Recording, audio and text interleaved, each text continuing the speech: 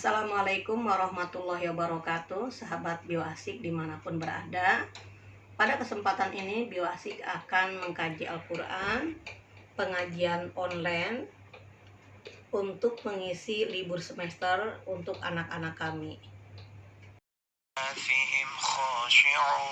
Ya, karena ini libur sekolah, jadi yang sempat kita akan mengaji online. والذين هم للزكاة فاعلون والذين هم لفروجهم حافظون إلا على أزواجهم أو ما ملكت أيمانهم فإنهم غير ملومين فمن ابتغى وراء ذلك فأولئك هم العادون والذين هم لأماناتهم وعهدهم راعون والذين هم على صلواتهم يحافظون أولئك هم الوارثون الذين يرثون الفردوس هم فيها خالدون. Billahi minasyaitonirrajim. Bismillahirrahmanirrahim. Qad aflahal mu'minun. Sungguh beruntung orang yang beriman.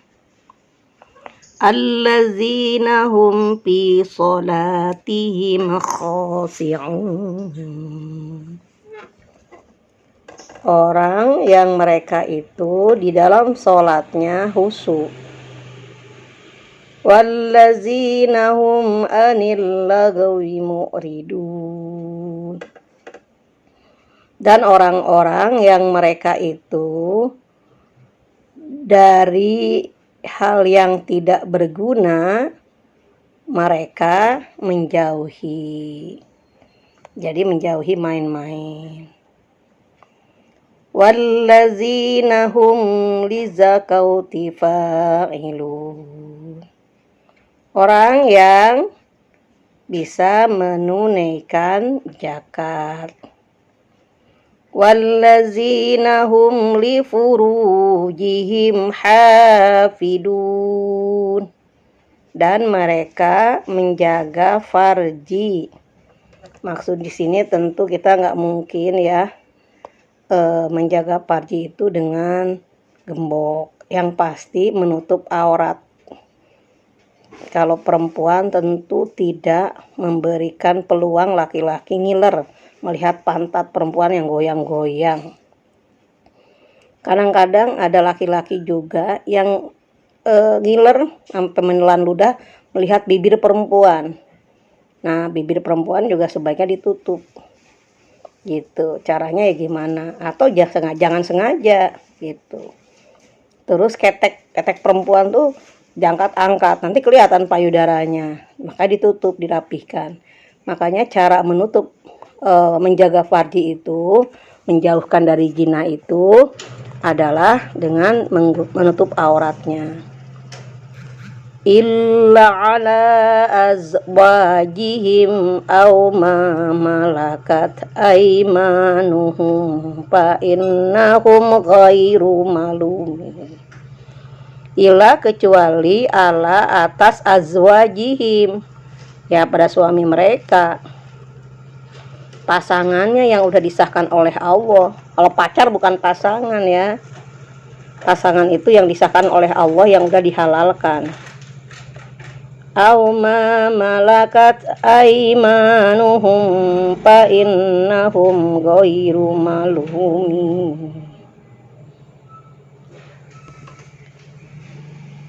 Atau orang-orang yang sudah ditentukan diantaranya selain yang tidak tercela. Ya mungkin zaman dahulu tuh adalah yang namanya perempuan yang dijadikan istri simpanan ya, dinikahin siri lah. Kalau sekarang mungkin laki-laki yang nikah siri lah, nikah dia membayar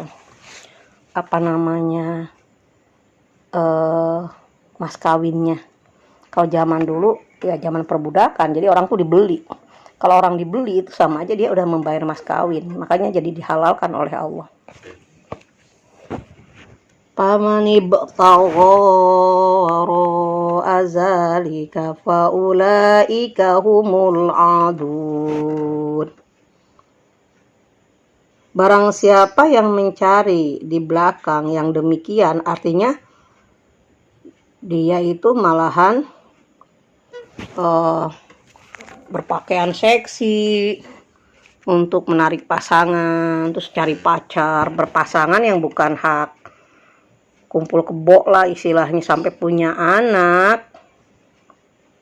Paulaika, demikian itu mereka adun, orang yang melampaui batas. Mungkin kalau orang-orang sekuler atau orang-orang ateis tidak beragama, dia berpikir yang penting suka sama suka. Tapi kenapa Allah melarang? Orang suka sama suka kok tidak ada yang dirugikan? Ya sih, sepertinya tidak ada yang dirugikan kalau suka sama suka. Tapi faktanya banyak yang setelah hamil malu anaknya dibuang. Jadi siapa bilang orang suka sama suka tidak ada yang dirugikan? Itu anak yang dibunuh, dibuang, apa dia tidak dirugikan? Atau kadang perempuannya sendiri yang dibunuh oleh laki-laki karena dia malu punya pacar. Gitu. Banyak juga perempuan pacar yang sudah hamil dan melahirkan dijadikan pelacur oleh pasangannya. Di sini akan terjadi masalah yang sangat berat. Siapa bilang tidak ada yang dirugikan? Ujung-ujungnya saling merugikan. Tapi kalau pernikahan itu sudah sah menurut hukum agama, hukum negara, punya anak gak akan malu. Miskin, tidak punya penghasilan atau tidak cukup uang untuk memelihara dan membesarkan anak, dikasih ke orang juga, kita terlindungi secara hukum. Jadi jangan mengatakan suka sama suka tidak ada yang dirugikan. Suka sama suka, kalau itu pekerjaan yang dilarang oleh Allah, tetap endingnya akan kehancuran banyak orang. Walladzina hum li amanatihim wa ahdihim ra'un. Dan orang-orang yang mereka itu di dalam amanat dan janji, mereka bisa memelihara janjinya. Jadi kalau kita diberikan amanah dan kita berjanji, terus kita berusaha menepati janji, ya kita orang hebat. Karena apa? Itu pekerjaan susah. Kita misal dikasih amanah, tolong ya kasih tahu ini, itu sebenarnya gampang kan, tinggal ngomong. Tapi tidak mungkin. 90% akan digoda oleh setan, oleh hawa nafsu kita, supaya kita tuh akan membelokkan kata-kata atau menyalahkan. Jadi jangan dikatakan amanah itu gampang, menepati janji gampang, jangan mengatakan. Makanya Allah tuh murka atau mengingatkan kita kalau berjanji tidak menggunakan insya Allah. Walaupun pada saat kita berbicara misalnya, dan kita ingin banget datang, contoh aja lah ke pacar ya, kan kita siapa sih yang tidak senang ketemu dengan pacar? Terus orang yang kita cintai pengen ketemu, seperti pucuk dicinta ulam tiba. Artinya tidak ada sedikit pun kita mengatakan tidak mau, pasti akan mengatakan ya saya mau, kapan ya, di mana ya kita ketemu. Coba aja tidak menggunakan kata insya Allah. Walaupun ingin, bisa jadi nggak ketemu. Kenapa? Mungkin saat pergi orang tua nggak mengizinkan, mungkin saat pergi tahu-tahu kecelakaan di jalan, endingnya belum tentu ketemu kok. perjalanan langkah kita itu sudah diatur oleh Allah semuanya. Jadi orang bisa tidak menepati janji bukan karena dia tidak mau menepati janji, mungkin bisa jadi ada halangan. Nah, seandainya tidak menepati janji karena halangan, itu kan udah mengecewakan orang. Dan orang tidak akan percaya lagi sebenarnya. Kalau itu berulang-ulang, padahal bukan keinginan. Apalagi kalau tidak menepati janji itu keinginan pribadi, keinginan sendiri. Karena kita memang dasarnya tidak ingin, hanya berpura-pura, itu mah tidak akan dipercaya. Nah, sekali lancung ke ujian, seumur hidup tak dipercaya.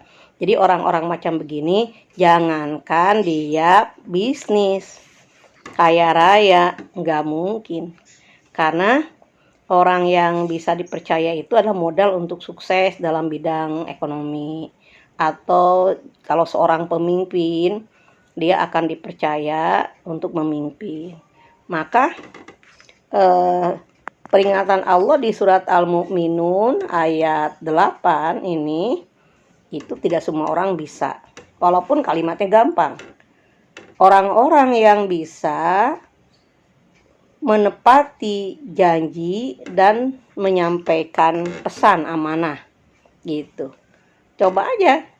Ini surat Al-Mu'minun ini jadi kisi-kisi kita. Mampu nggak kita sholat dengan khusyuk? Mampu nggak kita sedekah, infak, berbuat baik dan memberi kepada orang lain dengan mudah? Mampu nggak kita menjaga parji? Menjaga parji itu adalah tadi menutup aurat, tidak menggoda laki-laki yang bukan muhrim sehingga dia tergoda untuk memperkosa, tergoda untuk menjadi pacar kita dan nanti menjadi hidup bebas gitu. Terus mampu nggak kita beramanah? Amanah dengan janji, amanah dapat dipercaya. Nah, kalau itu kita bisa, ya kita udah menjadi manusia yang hebat. Tapi tentu hanya dari 1000 paling 1 orang yang mampu. Nah, banyak kan nggak mampu, makanya kita menuju ke arah yang kisi-kisi tadi. Ada orang yang masa bodoh, bahkan mungkin mendengar kata-kata itu aja sudah mengatakan apaan hidup udah susah. Ngapain dibikin susah? Jelas itu mah kata-kata orang yang tidak beriman, orang yang tidak beragama. Itu kata-kata hawa nafsu atau kata-kata setan. Sedangkan kata-kata orang beriman ya dia mengatakan insya Allah saya akan berusaha gitu kan. Dan saya akan berjuang untuk seperti itu. Kita lanjut ya. Walladzina hum ala sholawatihim yuhafidun. Walladzi sesungguhnya orang-orang atas sholat. Nah, orang Islam itu ada sholat 5 waktu. Menjaga di sini bukan berarti saya mah alhamdulillah sholat kok 5 waktu. Iya, sholatnya itu ditabrakin. Subuh jam 8, sholat duha. Zuhur jam 2.30. Asarnya cepat karena ditabrakin asar dengan asar. Kalau di sholatnya itu jam 5.30, ya itu juga udah tidak bisa. Itu yang disebut dengan tidak menjaga sholat. Isya ngobrol, tidur, ngalor tidur, main game sampai jam 1 baru sholat. Itu juga nggak bagus. Kalau jam 1 sholat karena kita kajian Al-Quran atau baru pulang dari mana-mana, itu masih bagus-bagus aja. Tapi kalau kita nonton film sampai lupa sholat, ketiduran, nanti aja bangun malam sholat isya, nggak ada uzur nonton film, itu mah ada dosa. Itu tidak menjaga. Itu bukan kategori orang yang menjaga. Jadi sholat 5 waktu ini jagalah tepat waktu. Nah, kalau semua yang bisa kita lakukan semua, kata Al-Quran, ulaika humul warisun. Nah, hal-hal demikian di atas itu akan mendapatkan hadiah, akan mendapatkan pahala, warisan. Alladzina yarisunal firdausa hum fiha khalidun. Nah, orang-orang yang diwarisi tadi yaitu surga Firdaus. Jadi sebuah surga tempat pulang nanti di sisi Allah. Hum, orang-orang itu di dalam surga itu kekal.